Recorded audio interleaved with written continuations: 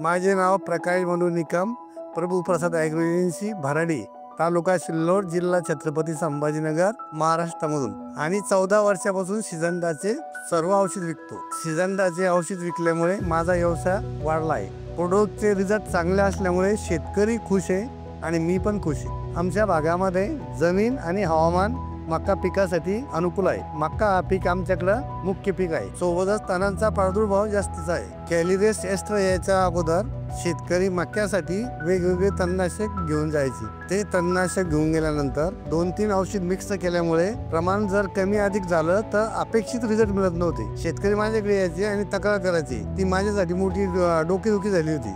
Calories extra आल्यामुळे माझी डोकेदुखी संपली। कॅलरीज एक्स्ट्रा वापरायला सोपे आहे। हे रेडी मिक्स असल्यामुळे पंपात टाका आणि फवारणी करा। याच्यामुळे शेतकऱ्यांची पण तक्रार थांबली आणि माझी डोकेदुखी संपली। कॅलरीज एक्स्ट्रा हे एकदाच वापरायचे।